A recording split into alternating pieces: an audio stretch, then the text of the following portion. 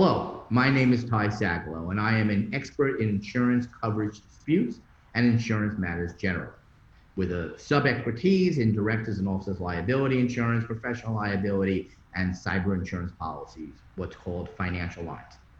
I've been in the insurance business 38 years, 25 at AIG, where I held various senior roles, including Chief Underwriting Officer, General Counsel, Chief Operating Officer, Chief Innovation Officer of various parts of the AIG organization. Following AIG, I was Chief Innovation Officer at Zurich, and a few years following Zurich, I was CEO of Lemonade Insurance Company and Chief Insurance Officer of Lemonade, Inc. Educational background, I am a lawyer. I graduated from Georgetown Law School. I have an LLM from NYU. I am also an insurance broker in all 50 states. I've been doing an expert witness work for part of what I've been doing for about the last 6 years. I have been retained 78 times. I've testified 28 times, 4 times at trial. I have been retained by firms representing both the policyholder and the carrier. I try to keep it 50-50. I've been retained for both coverage matters as well as non-coverage matters. For example, broker E&O, something I've been retained for a few times.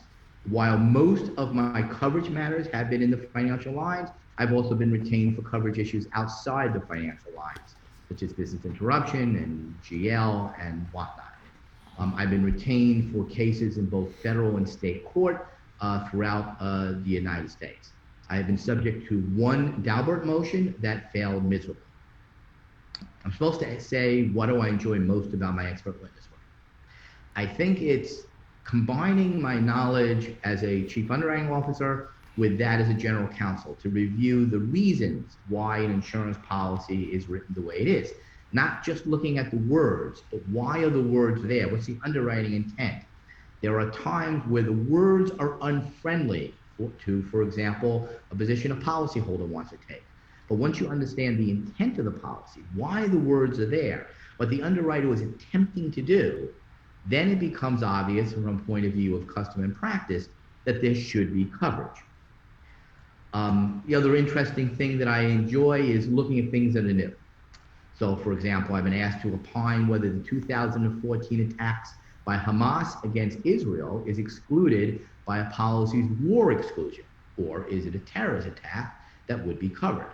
I've also been asked to opine whether the alleged Russian cyber attack against Ukraine was an act of war against a private company's server located in the United States. Most importantly, though, my clients say that I can be helpful to them because I can explain complicated and, let's face it, boring insurance matters in simple ways in which jurors seem to like.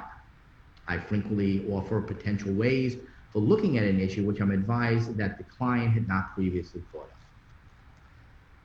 In thinking about what makes for a successful expert witness engagement, I think the most important lessons for an expert is be honest, be consistent, stay within your swim lane, and connect to the jury.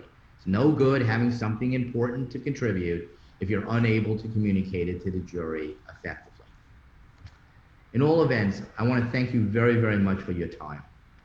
More information about my expert witness services, including list of client firms, carriers, some case result examples, and about a dozen testimonials are available by contacting IMS Expert Services. Thank you very, very much.